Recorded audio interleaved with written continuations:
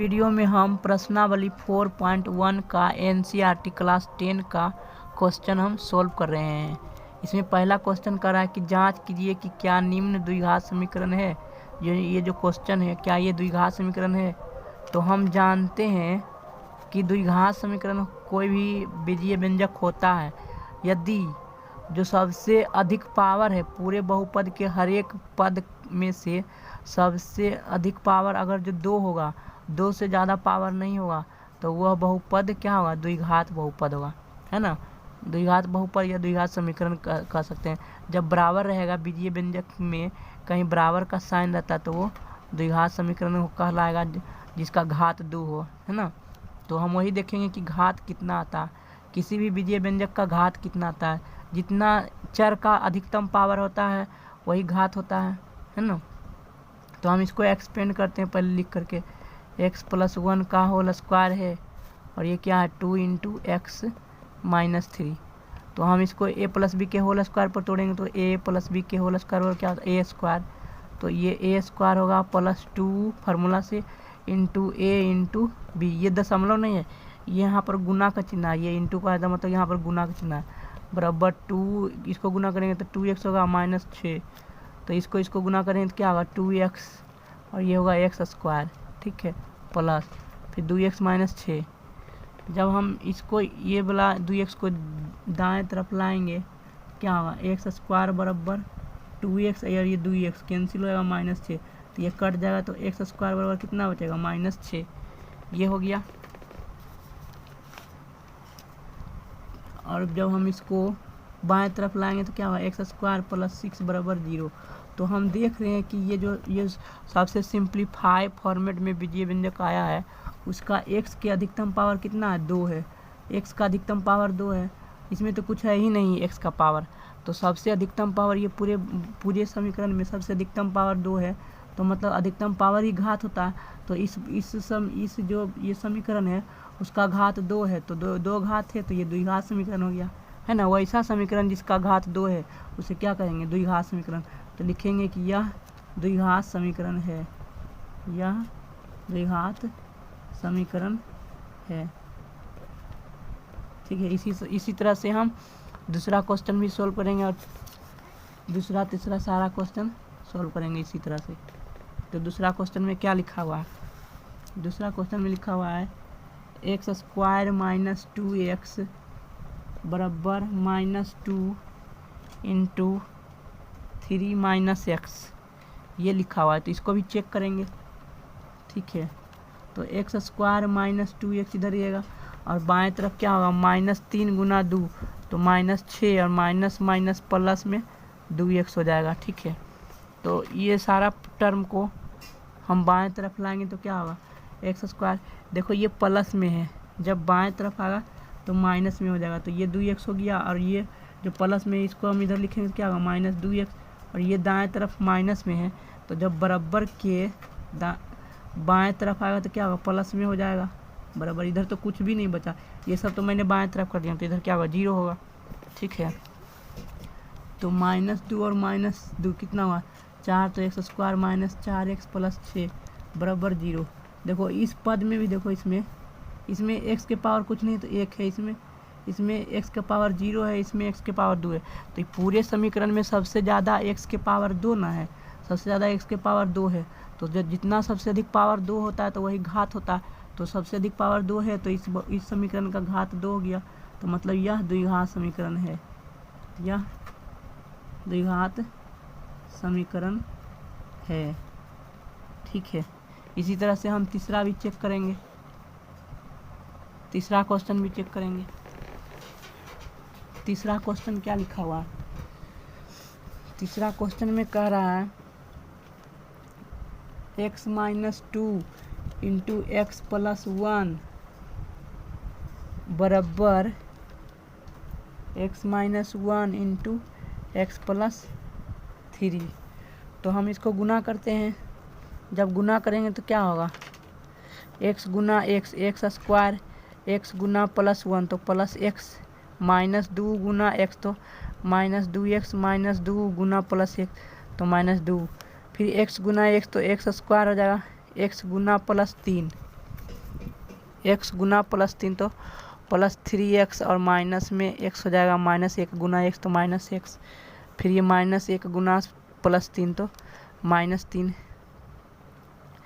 देखो इधर x square होगा, ये बड़ा है अंक क्योंकि 2 है, ये 1 ही है तो बड़ा वाला चिन्ह माइनस लेगा, 2 में से 1 या 1 होगा है ना, 1 और x होगा -2 बराबर x स्क्वायर, 3 में से 1 गया 2 प्लस में 2x और माइनस में ये 3 इधर लिखा हुआ है ना 3, तो ये 3 हो जाएगा।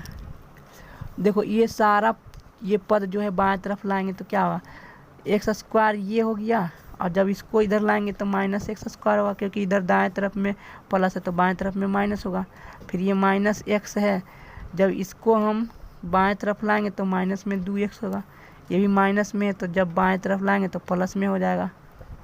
और ये था -2 बराबर इधर तो कुछ भी नहीं बचा, इधर तो मैंने सारा ये सब टर्म को मैंने बाएं तरफ कर दिया तो इधर कुछ भी नहीं बचा तो 0 हो गया, ये तो कट ही गया। -2 और -1 तो -3x, 3 में से 2 गया 1 प्लस में 1 बराबर 0। तो हम देख रहे हैं ये वाला पद, ये जो आया समीकरण, उसमें x की अधिकतम पावर 1 है, x की अधिकतम पावर 1 ही है तो यह एक घात समीकरण है। क्या है, एक घात समीकरण है क्योंकि अधिकतम घात 1 ही है तो एक घात समीकरण, द्विघात समीकरण नहीं है, ये घात समीकरण। ठीक है, तो लिखेंगे कि यह द्विघात समीकरण नहीं है, तीसरा नंबर द्विघात समीकरण नहीं है।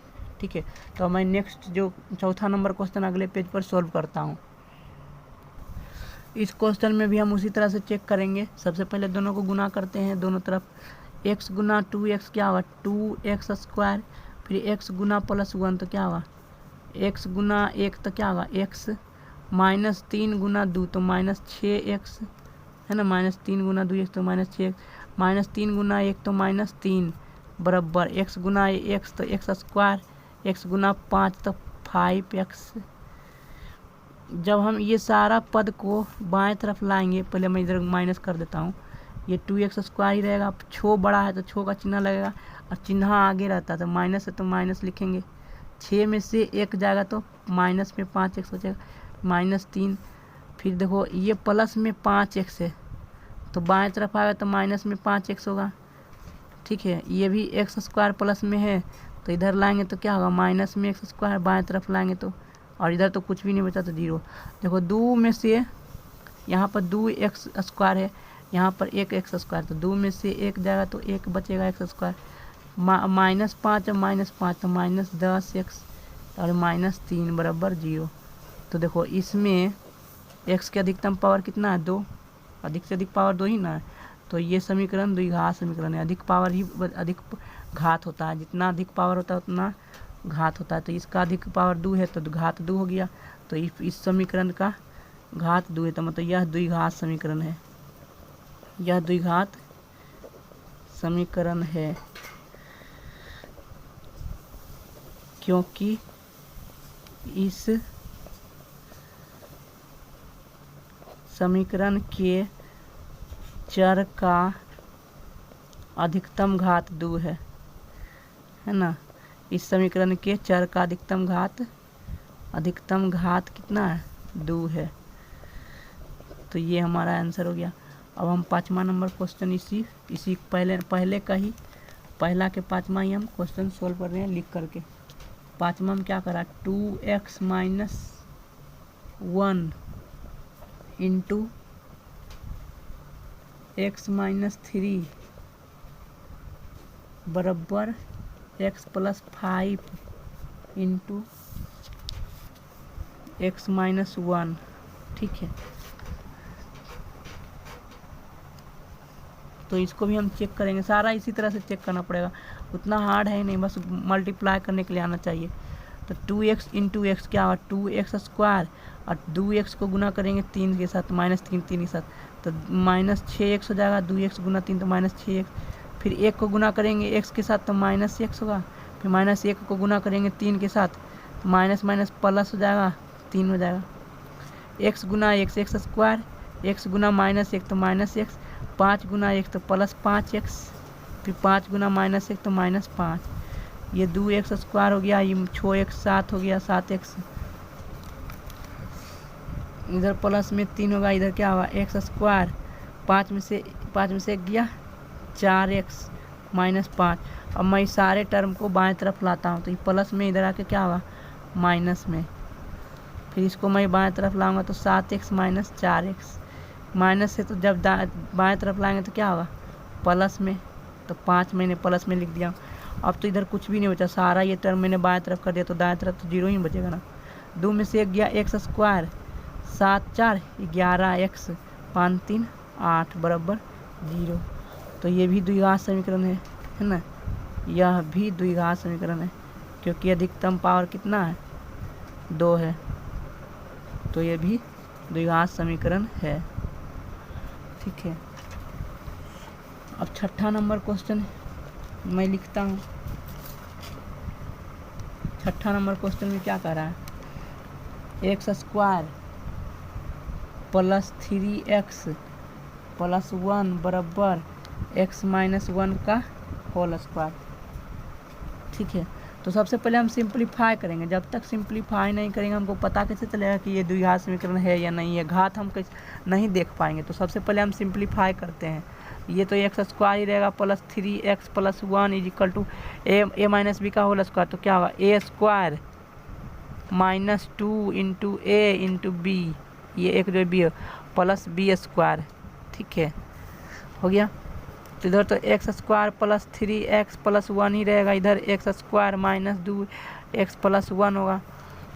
तो देख रहे हैं कि जब मैं इस सारे पद को इधर बाएं तरफ लाऊंगा तो क्या होगा, ये प्लस में था तो ये बाएं तरफ माइनस में हो जाएगा। ये 3x है, जब मैं इसको बाएं तरफ लाऊंगा तो 2x हो जाएगा। ये प्लस में 1 है और इसको मैं बाएं तरफ लाऊंगा तो 0 बचेगा। 3 2 5 हो गया, ये तो कैंसिल है 0 हो गया। एक्स स्क्वायर में से एक्स स्क्वायर कैंसिल और 1 में से 1 गया तो 0। ठीक है, तो इधर क्या बचा x बराबर 0। तो x बराबर 0 कोई x बराबर 0 द्विघात समीकरण नहीं है क्योंकि x की अधिकतम पावर क्या 1 ही है, तो ये द्विघात समीकरण नहीं है, यह द्विघात समीकरण नहीं है, नहीं है। ठीक, अब मैं 7वां नंबर क्वेश्चन अगले पेज पर सॉल्व करता हूँ। इस क्वेश्चन को भी हमें चेक करना है कि ये द्विघात समीकरण है या नहीं है। तो यहाँ पर हम a प्लस बी के होल क्यूब का फार्मूला लगाएंगे। तो a प्लस बी का फार्मूला क्या होता है, a प्लस बी का होल क्यूब बराबर होता है a cube plus b cube ना, a क्यूब प्लस आगे पीछे भी लिख सकते हैं, a cube plus 3a square b plus 3ab square plus b cube, ये फार्मूला होता है ना बी क्यूब। तो हम इसी फार्मूला से इसको ब्रेक करेंगे। तो ए क्यूब क्या होगा, x के पावर 3 हो जाएगा, ए क्यूब प्लस 3 ए स्क्वायर, तो ए का स्क्वायर एक्स स्क्वायर होगा into B plus 3 into a into B का स्क्वायर, ये बी ये बी है और ये ए है, प्लस बी क्यूब मतलब 2 का क्यूब। और जब मैं इसको गुना करूँगा तो क्या होगा 2 एक्स के पावर 1 पावर और 2 पावर क्या होगा 3 पावर हो जाएगा। फिर 2x गुना 1 तो माइनस में 2x। ठीक, तो अब मैं देखो लिखता हूँ, इधर इधर x की होगा 3 दूना 6x स्क्वायर, फिर क्या होगा 2 दूनी 4, 2 को 2 बार गुना करेंगे, 2 को 2 बार गुना करेंगे, 1 बार फिर 1 बार 2 2 4, तो 4 हुआ 4 4 तिया 12, तो 12x। 2 को 3 बार गुना करना, द्वितीय 6 मत कर देना तो गड़बड़ हो जाएगा। 2 को 3 बार गुना करेंगे, 1 बार 2 बार और 1 बार और 2, तो 2 दूनी 4 4 दूनी 8, तो ये 8 होगा बराबर में 2x क्यूब और माइनस में ये 2x। ठीक, अब मैं ये सारे पद को बाएं तरफ लाता हूँ, x क्यूब और ये जो प्लस में इधर आके क्या होगा माइनस में 2x क्यूब। ठीक, जब मैं इसको बाएं तरफ लाऊंगा तो क्या होगा प्लस में हो जाएगा, तो ये प्लस में 12x और ये वाला जब मैं बाएं तरफ लाऊंगा तो प्लस में 2x, ये पहले से 8 था बराबर 0। तो 2 में से 1 जाएगा तो माइनस में 1 एक्स क्यूब बचेगा प्लस 12 2 14x हो जाएगा ना। और देखो 6x स्क्वायर मैंने छोड़ दिया था, इस बात को ध्यान रखो, इधर लिख देता हूँ, मैं छोड़ दिया था सॉरी, ये 6x स्क्वायर मेरे से छूट गया था। 6x स्क्वायर प्लस में 8 बराबर 0। तो देख रहे हैं कि ये जो समीकरण आया है सिंप्लीफाई करके, ये समीकरण में अधिकतम पावर कितना है, 3 है। देखो इसमें x के पावर 1 है, इसमें x के पावर 3 है, इसमें x के पावर 2 है, और अंक वाला में x के पावर 0 रहता है। तो ये 0 पावर है, 2 पावर है, ये 1 पावर है, 3 पावर। तो अधिक से अधिक x का पावर जो है, x का पावर जो है वो अधिक से अधिक 3 है। 3 है मतलब कि घात 3 हो गया, इस समीकरण का घात 3 हो गया। अतः यह जो है वो द्विघात नहीं है, क्या त्रिघात समीकरण है, त्रिघात समीकरण है। द्विघात नहीं है तो क्या है, त्रिघात समीकरण है ना। लिखेंगे कि ये द्विघात समीकरण नहीं है, लिखेंगे क्या, ये त्रिघात समीकरण है। अब 8वां नंबर क्या क्वेश्चन है, 8वां नंबर क्वेश्चन करा कि x cube minus 4x square minus x plus 1 बराबर x माइनस 2 का होल क्यूब। तो अब हम डायरेक्ट सोल्व कर देंगे, इतना लिखेंगे नहीं क्योंकि समझ में आ रहा होगा। X cube minus 4x square minus x plus 1 a minus b के होल क्यूब बराबर होता है a cube minus 3a square b, तो माइनस 6x स्क्वायर होगा। अब प्लस में हो जाएगा 3 4 या 12x और माइनस में 8 हो जाएगा। तो जब मैं इसको इधर बाएं तरफ लाऊंगा तो क्या एक्स क्यूब, ये मैं बाएं तरफ बोलूँ तो माइनस एक्स क्यूब, ये क्या है माइनस 4x स्क्वायर, और जब मैं इसको बाएं तरफ लाऊंगा तो प्लस में 6x स्क्वायर होगा, ये क्या है माइनस x, और जब मैं इसको बाएं तरफ लाऊंगा तो माइनस 12x हो जाएगा, ये प्लस में 1 है। जब मैं इसको बाएं तरफ लाऊंगा तो प्लस में 8 हो जाएगा बराबर 0।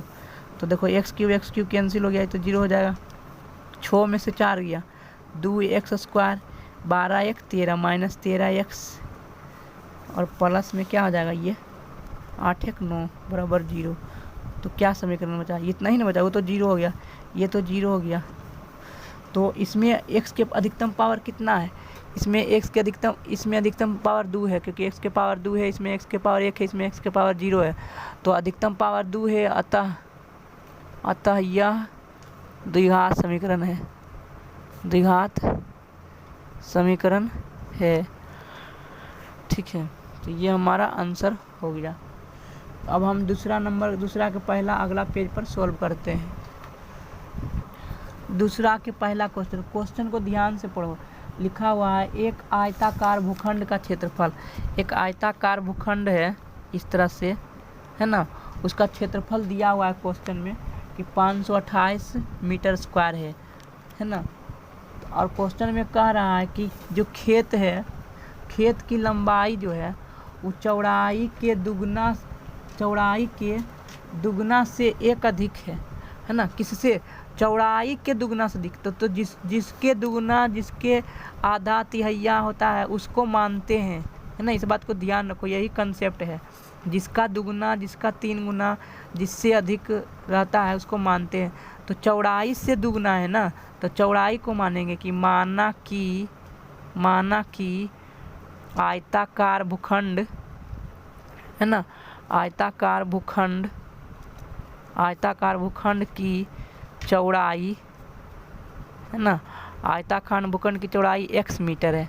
ठीक, तो जब चौड़ाई x मीटर है तो लंबाई प्रश्न से क्या हो जाएगा, है ना, आयताकार भूखंड की चौड़ाई x मीटर है, तो प्रश्न से लंबैया क्या हो रहा, बोल रहा है कि लंबैया जो है वो चौड़ैया के दुगना, तो चौड़ाई कितना है x है, तो x के दुगना से एक अधिक लंबैया है। ठीक है, तो एक मैंने जोड़ दिया हूँ, अधिक बोल रहा है तो एक जोड़ दिया हूँ, बोलता 2 अधिक तो 2 जोड़ता हूँ, बोलता 3 अधिक तो 3 जोड़ता हूँ, लेकिन कम कहता तो कम में माइनस करना पड़ता।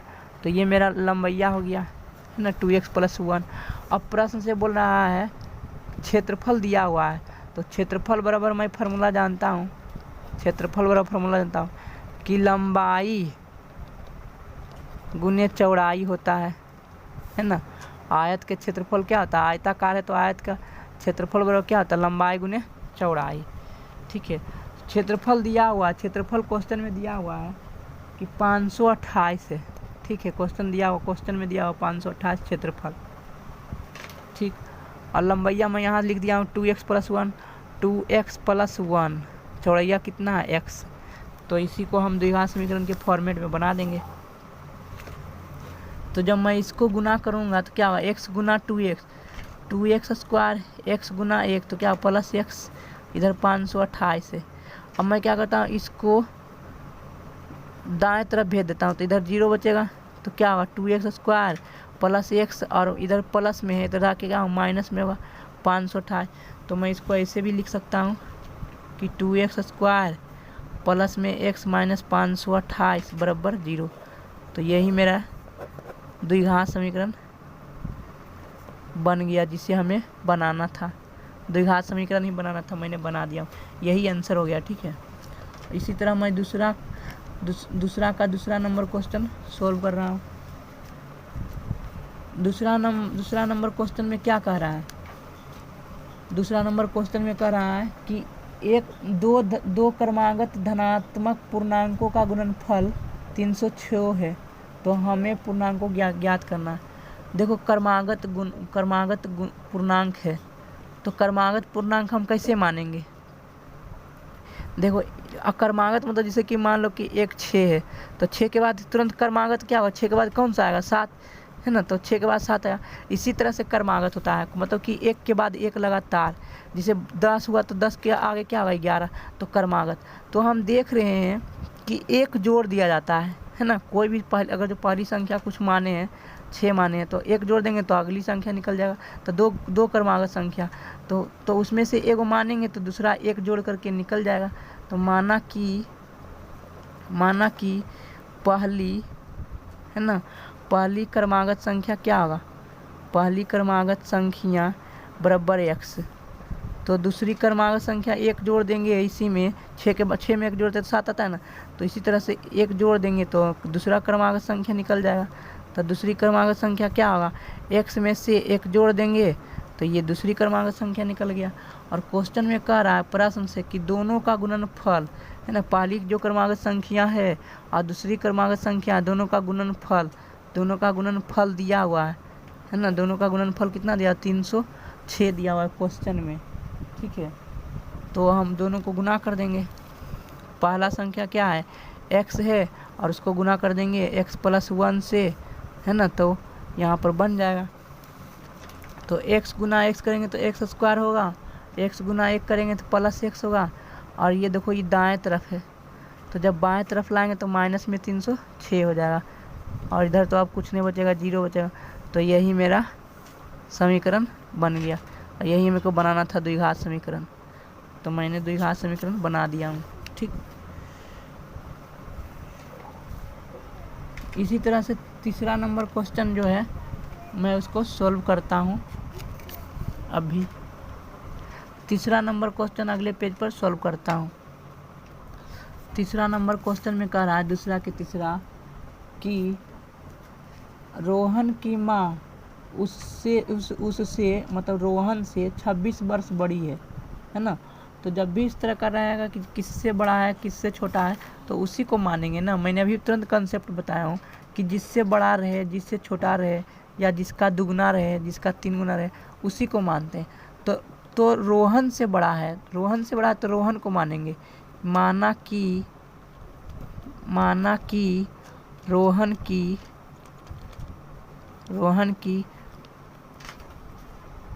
वर्तमान आयु या वर्तमान उम्र एक ही होता है, आयु या उम्र एक ही होता है, क्या x वर्ष है ना। रोहन की वर्तमान आयु x वर्ष है। तो जब रोहन की वर्तमान उम्र x वर्ष है और प्रश्न में कह रहा है कि उसके माँ की आयु मतलब माँ की वर्तमान आयु कितना वर्ष बड़ा है ना। वर्तमान आयु माँ की जो वर्तमान आयु है वो 26 वर्ष बड़ा है, रोहन से 26 वर्ष बड़ा है। ठीक है, तो रोहन की उम्र x वर्ष है तो 26 वर्ष बड़ा है तो 26 वर्ष जोड़ेंगे तभी ना बढ़ेगा। जैसे कि कोई आदमी जैसे 5 से बोल रहा है 4 ज़्यादा है, 5 से 4 ज़्यादा है मतलब 4 जोड़ देंगे तो मतलब 5 4 9 होगा तभी ना 4 ज़्यादा होगा। ये 5 है तो 4 ज़्यादा है इसका मतलब 9 है ना। तो इसीलिए माँ की वर्तमान आयु 26 वर्ष ज़्यादा है रोहन से, तो रोहन वाला में जोड़ देंगे। रोहन का x वर्ष है तो 26 वर्ष जोड़ देंगे तो उससे बड़ा हो जाएगा, माँ की आयु 26 वर्ष बड़ा हो जाएगा।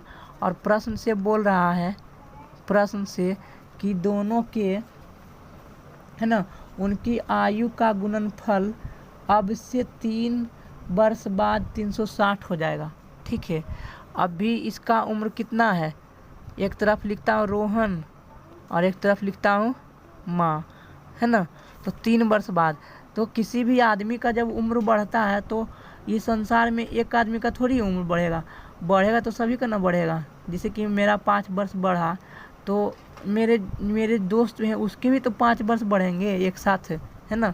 तो अगर जो इसका 3 वर्ष बढ़ा बोल रहा है क्वेश्चन में, प्रश्न में बोल रहा है कि अब से 3 वर्ष बाद, तो 3 वर्ष बाद क्या होगा, 3 वर्ष बाद तो 3 वर्ष दोनों का ना बढ़ेगा, रोहन का भी बढ़ेगा माँ के भी बढ़ेगा। तो 3 वर्ष बाद तो रोहन का जो उम्र x वर्ष था वर्तमान में, जब 3 वर्ष बढ़ेगा तो 3 वर्ष इसका भी जुड़ेगा। और माँ की उम्र कितना है x + 26, तो x + 26 था तो वो भी 3 वर्ष बढ़ेगा, उसका भी तो 3 वर्ष बढ़ेगा, है ना। तो बढ़ गया। अब क्वेश्चन से कह रहा है कि दोनों के उम्र का गुणनफल 3 वर्ष के बाद जो आएगा, 3 वर्ष के बाद इतना उम्र आया, 3 वर्ष के बाद दोनों का इतना उम्र आया, तो दोनों के उम्र का गुणनफल, तो गुणनफल मैंने गुना कर दिया हूँ, कितना हो जाता है, दोनों के गुणनफल का उम्र कितना होता है 360 हो जाता है। तो 360 के बराबर मैं कर देता हूँ। तो यहाँ से हम सोल्व कर लेंगे, क्या होगा, ये तो x + 3 ही रहेगा और ये कितना 26 3 29, तो x + 29 बराबर 360। x गुना करेंगे, x तो क्या होगा x², फिर x गुना 29 तो क्या होगा 29x, फिर 3 गुना x तो 3x, फिर 29 गुना 3 करेंगे मतलब 3 गुना 29, तो 29 तिया 87। ठीक है, और ये जो ये है दाएं तरफ मैं बाएं तरफ लाऊंगा तो माइनस में होगा 360 बराबर 0। क्या होगा x² प्लस में जब हम जोड़ेंगे 29 3 32, 29 3 32x, 360 में से 87 घटाएंगे तो 10 में से 7 गया 3, 15 में से 8 गया 7, ये बचा 2, तो -273। तो ये हमारा आंसर हो गया। ठीक है, क्वेश्चन नंबर 3 का। अब हम चौथा नंबर क्वेश्चन सोल्व करता हूँ। चौथा नंबर क्वेश्चन क्या कर रहा है वो मैं सोल्व करता हूँ इसमें। चौथा नंबर क्वेश्चन कर रहा है कि एक रेलगाड़ी जो है वो 480 किलोमीटर की दूरी उस समान चाल से तय करता है। एक रेलगाड़ी जो है 480 किलोमीटर समान चाल से दूरी तय करता है। ठीक है, यदि उसकी चाल 8 किलोमीटर प्रति घंटा कम हो जाता है, चाल है जो 8 किलोमीटर प्रति घंटा कम हो जाता है, तो वह उस दूरी को तय करने में 3 घंटा अधिक समय लेता है। ठीक है, तो हम मानते हैं कि शुरू में कितना चाल था रेलगाड़ी का। ठीक है, माना कि प्रारंभिक रेलगाड़ी का प्रारंभिक चाल, ठीक है, यहाँ पर लिखेगा माना कि रेलगाड़ी का प्रारंभिक चाल x किलोमीटर प्रति घंटा है। ठीक है, x किलोमीटर प्रति घंटा है, h मतलब घंटा होता है। ठीक है, और दूरी दिया हुआ था, दूरी कितना दिया हुआ था 480 किलोमीटर दूरी दिया हुआ है ना। तो प्रश्न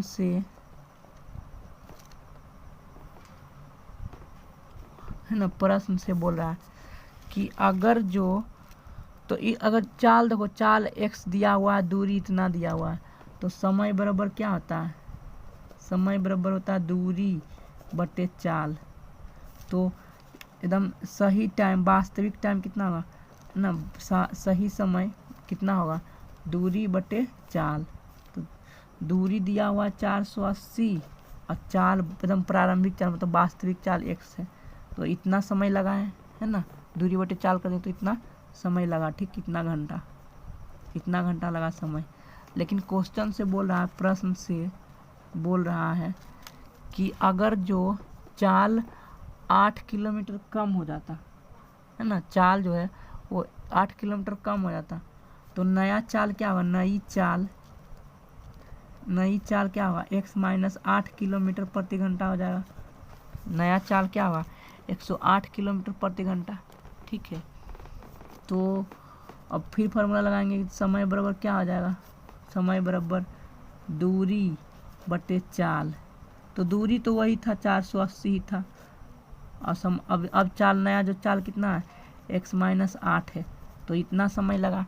तो ये जो समय है, ये जो समय आया, समय बराबर इतना घंटा, ये जो समय है वो पहले वाला जो सही समय है, वास्तविक समय, ये 480 बटा 100, उससे 3 ही ज़्यादा है, ये 3 ज़्यादा है, तो इसमें से वास्तविक समय को घटा देंगे तो 3 घंटा के बराबर हो जाएगा, है ना। तो क्या हो जाएगा, 480 बटे x माइनस 3 माइनस 480 बटे x बराबर 3। ठीक, यही समीकरण है। तो हम इसको हल करेंगे तो आंसर आ जाएगा। ठीक है, तो इसको हम हल करते हैं। देखो यहाँ पर एलसीएम लेंगे तो क्या आएगा, x इंटू एक्स माइनस 3 होगा। ठीक है, ये 480 हम कॉमन ले लेते हैं, इधर बगल में लिख देते हैं। ठीक, तो x माइनस 3 से जब लासा में भागा देंगे, x माइनस 3 कट जाएगा, x आएगा, तो x आएगा तो उसको हम यहाँ पर गुना कर देंगे। ये तो एक ही बचा, क्योंकि 480 कॉमन ले लेंगे, तो यहाँ पर x आएगा, ये माइनस, जब x से काटेंगे तो यहाँ पर क्या आएगा, x माइनस 3, ये आएगा, इधर 3 बचा, तो ये 3 गुना में है, तो इधर क्या होगा, भागा, तो x में से x घटेगा, x में से x कट ही जाएगा, और माइनस माइनस प्लस, तो 3 बटा क्या होगा, x इंटू एक्स माइनस 3 होगा, बराबर ये 3 बटे कितना होगा, 480 हो जाएगा। तो ऊपर 3 कट जाएगा। ठीक है, ऊपर 3 कट जाएगा, ऊपर 3 कट जाएगा, तो नीचे वाला नीचे के बराबर हो जाएगा, मतलब x इंटू एक्स माइनस 3 बराबर 480 क्या होगा, यहाँ से लिख देता हूँ मैं, x इंटू एक्स माइनस 3 बराबर 480, तो गुना करूँगा तो क्या होगा, एक्स स्क्वायर माइनस 3x, और ये इसको जब मैं बाएं तरफ लाऊंगा तो माइनस में 480 होगा, बराबर 0। यही हमारा समीकरण बन गया। ठीक है, आंसर, यही समीकरण तो बनाना था, x square minus 3x minus 480, यही आंसर हो गया। ठीक है, तो मैं इस लेक्चर को यहीं पर समाप्त करता हूँ।